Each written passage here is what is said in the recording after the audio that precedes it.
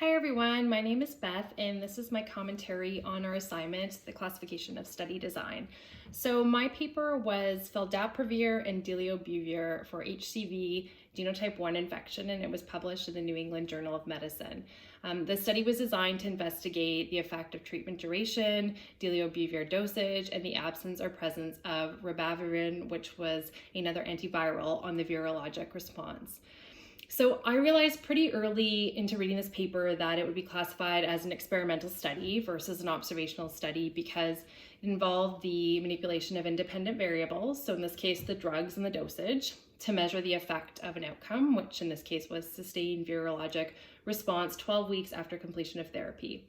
I then had to determine whether or not it was a randomized control trial versus a quasi-experimental trial, and I classified it as an RCT because the patients were all randomized at the beginning of the study.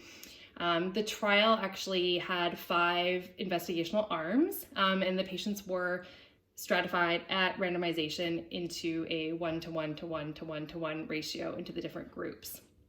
So mine I found was quite easy. When I went to look at the other members of my team and the papers that they had, I found that the ones that were under the observational study were a bit more challenging because there's so many different groups it can fall into. For example, I found, classifying a cross-sectional versus a cohort study, you really had to dig into the details to make sure that you were looking at a study that was really taking all the data from one point in time. So sometimes it wasn't so obvious. I had to reread things.